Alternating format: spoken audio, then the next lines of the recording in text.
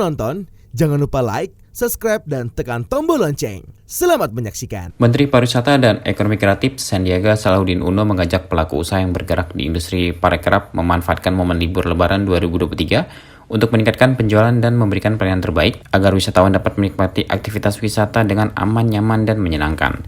Menparekraf Sandiaga mengatakan pergerakan masyarakat di momen Lebaran tahun 2023 diprediksi mencapai 123,8 juta orang. Kemenparekraf menargetkan 25% dari target pergerakan wisatawan Nusantara tahun ini, yaitu sebesar 300 juta sampai 350 juta pergerakan dapat tercapai. Menparekraf Sandiaga juga menanggapi beberapa isu saat momen libur Lebaran 2023 terkait kenaikan tarif masuk di tempat wisata yang sebaiknya terlebih dahulu didiskusikan, disosialisasikan, dirembukan dengan pemerintah daerah dan asosiasi wisata. Hal ini agar penentuan harga bisa terstandar sesuai dan terimbangi dengan peningkatan aspek kualitas dan pelayanan destinasi wisata. Menparekraf Sandiaga juga memprediksi akan ada beberapa destinasi wisata yang berpotensi banyak diminati wisatawan dan mengalami lonjakan kunjungan tinggi. Di Jawa Barat misalnya seperti Puncak Bogor, Cipanas, Cianjur, Tangkuban Parahu, Kawah Putih, Ciwidey. Kemudian di Jawa Tengah dan DIY ada Dieng, Baturaden, Bandungan Semarang, Candi Borobudur, Candi Prambanan, dan sebagainya.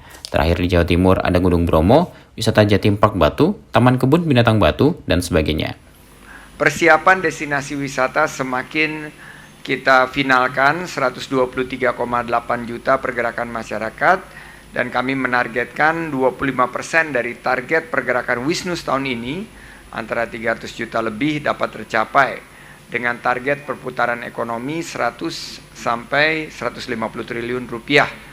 Nah, ini saya ingin mengajak seluruh pelaku industri parekraf memanfaatkan momen kesempatan emas ini di Lebaran 2023, yaitu yang pertama setelah PPKM berakhir untuk meningkatkan penjualan, omset, memberikan pelayanan yang terbaik, wisata dengan aman, nyaman, dan menyenangkan, dan membeli produk-produk kreatif lokal.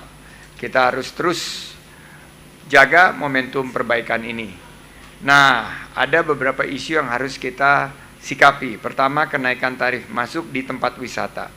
Ini harus disosialisasikan, harus dirembukan dengan pemerintah daerah dan asosiasi wisata setempat untuk menentukan harga standar yang pas. Sekarang ekonomi masih dalam situasi yang belum sepenuhnya pulih. Jangan kita menaikkan tarif yang membebani masyarakat dan harus kita fokuskan peningkatan aspek kualitasnya dulu dan pelayanan yang lebih baik di tempat wisata. Juga perhatikan betul-betul kemampuan masyarakat yang sudah nabung ingin pulang ke kampung halaman dan berwisata bersama keluarga, dan mereka menginginkan berwisata juga dengan harga yang terjangkau. Beberapa program yang kami luncurkan bersama Kemenhub, Mudik Aman, Nyaman, dan Gratis, bersama Korlantas Polri, Mudik Aman dan Nyaman di Indonesia aja, dan ada baru saja di launching 4 online travel agent, yaitu Aturin, Mr. Aladin, Traveloka, dan Tiket.com dengan promo paket wisata mudik lebaran. Mudik jelajah masjid di Indonesia aja juga telah kita launching minggu lalu. Nah, ini adalah untuk mendukung kesiapan jalur mudik wisata dalam lingkup alternatif di berbagai jalur untuk mencapai kampung halaman kita. Salah satunya adalah jalur lintas selatan atau Pansela yang juga menghadirkan beberapa titik rest area. Ini untuk mengurai kemacetan dan keramaian sekaligus memastikan semuanya dalam keadaan fit. Karena setelah 12 jam kita harus berhenti dan kita rencanakan untuk berhenti di rest area atau destinasi wisata, desa wisata, masjid, maupun juga beberapa spot-spot yang kami sarankan. Misalnya, untuk destinasi pariwisata yang berpotensi tinggi, lonjakan jumlah wisatawan, ini perlu dicatat. Jawa Barat itu di Puncak Bogor, Cipanas, Cianjur, Tangkuban Perahu, Kawah Putih Ciwidey, dan beberapa pantai di Jawa Barat. Untuk Jawa Tengah dan DIY, Dieng, Baturaden, Bandungan Semarang, Candi Borobudur, Candi Prambanan, dan beberapa destinasi lainnya. Untuk Jawa Timur, yang favorit itu adalah Gunung Bromo, wisata Jatim Park di Batu, dan Taman Kebun Binatang.